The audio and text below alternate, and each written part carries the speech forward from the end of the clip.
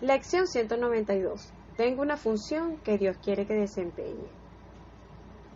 La santa voluntad de tu Padre es que tú lo completes y que tu ser sea su Hijo sagrado, por siempre puro como Él, creado por el amor y en Él preservado, extendiendo amor y creando en su nombre, por siempre uno con Dios y con tu ser. Mas, ¿qué sentido puede tener tal función en un mundo de envidia, odio y ataque? Tienes, por lo tanto, una función en el mundo de acuerdo con sus propias normas, pues ¿quién podría entender un lenguaje que está mucho más allá de lo que buenamente puede entender? El perdón es tu función aquí. No es algo que Dios haya creado, ya que es el medio por el que se puede deshacer lo que no es verdad. Pues, ¿qué necesidad tiene el cielo de perdón? En la tierra, no obstante, tienes necesidad de los medios que te ayudan a abandonar las ilusiones. La creación aguarda tu regreso simplemente para ser reconocida, no para ser íntegra. Fíjense, el perdón es mi única función aquí, es tu única función aquí. Es en la experiencia humana, es en el plano forma, es en el mundo de las ilusiones, como usted lo llame. Es allí donde tenemos la necesidad de perdonarnos. ¿Para qué? Para ir camino al despertar. Yo te perdono, entonces experimento tranquilidad, esa tranquilidad me genera gratitud, me da paz, y entonces empiezo a experimentar lo que es el cielo y lo que es la felicidad. Y las nubes que opacaban todo, pues se disipan porque he reconocido que soy la luz. En el ser no hay nada que perdonar. Por eso es que en el cielo no se necesita perdón. O sea, si yo estoy en paz, en mente recta, no necesito el perdón lo necesito aquí, y el perdón me ayuda a disipar las nubes y me ayuda a limar las asperezas que pueda estar teniendo. Entonces, los medios que me ayudan a abandonar todo ese tipo de ilusiones que utilizo para ellos es perdonándome, toda la simbología que existe aquí en el mundo de la forma, perdonándome y perdonando a otros. Toda la simbología me sirve para poder ver más allá de lo aparente, a pesar de que ese es el lenguaje que yo manejo, ese es el lenguaje que yo utilizo o que todos utilizamos, que es la simbología, pero detrás de eso hay algo más grande, es algo verdadero, es una verdad única y absoluta. Y es que en el ser no necesito perdón, en el ser nadie me hace nada. En la experiencia humana es que tenemos un papel, el que cada uno está desempeñando. Fíjense, la lección de hoy nos recuerda que tengo una función que Dios quiere que yo desempeñe. Ahora, ¿cuál elijo? ¿Servirle a Dios o servirle al ego? Al Dios ego. Continúo. Lo que la creación es, no puede ni siquiera concebirse en el mundo. No tiene significado aquí. El perdón es lo que más se le asemeja aquí en la tierra, pues al haber nacido en el cielo carece de forma.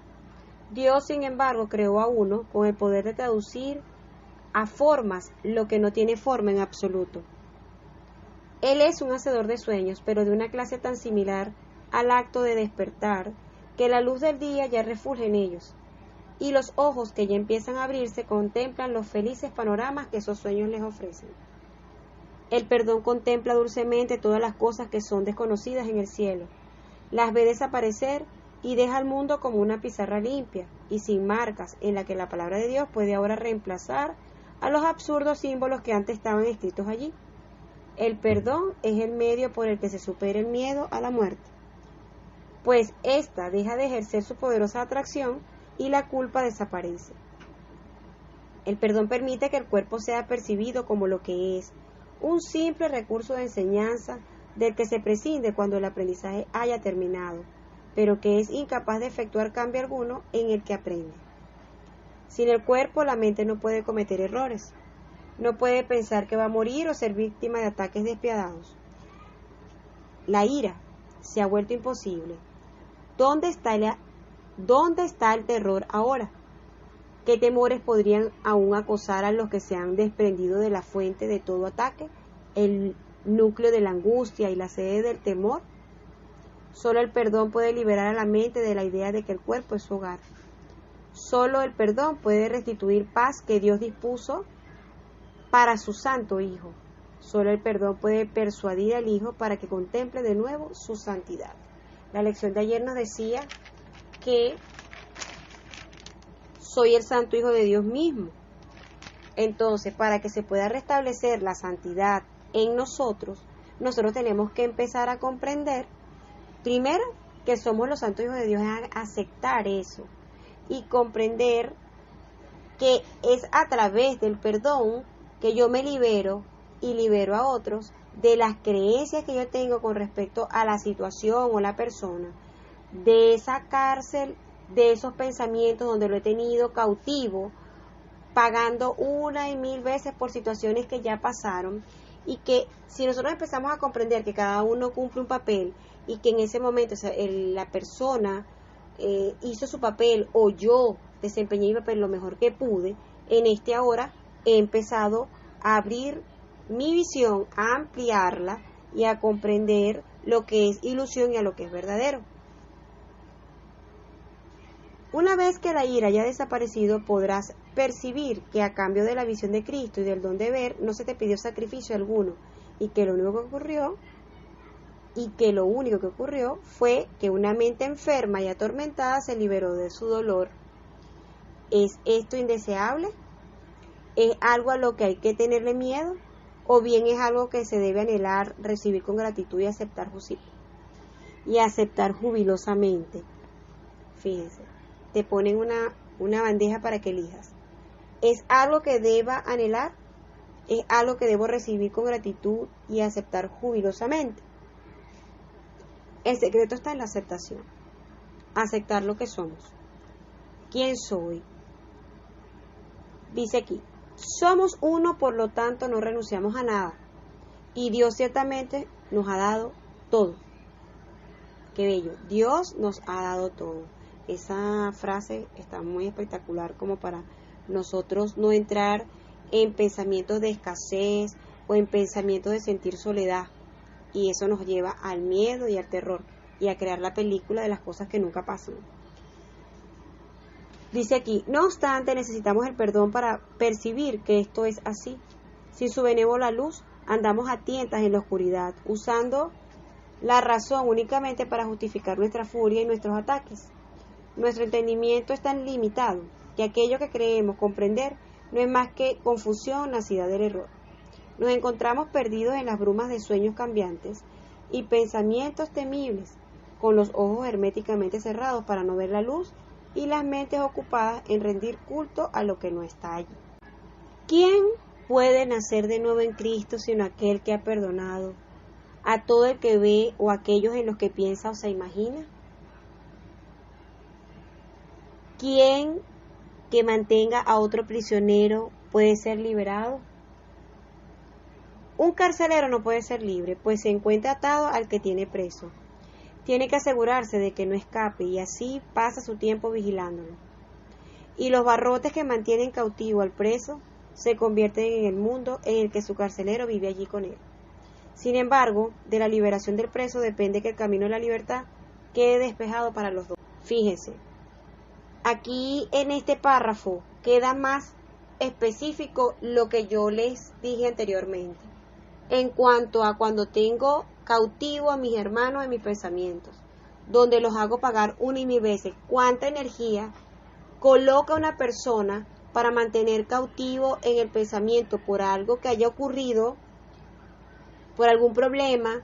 Y entonces parece que tuviesen como un abanico de cosas guardadas para luego sacarlas y herir y maltratar, y resulta ser que quien se está castigando es la persona a sí misma, porque primero está poniendo esfuerzo para sostener ese sentimiento de rencor, de odio, de rabia o de ira, de lo que sea, o de dolor. Puede ser herida, puede ser que estoy herida con esa persona y cada vez le hago pagar por lo que esa persona me hizo.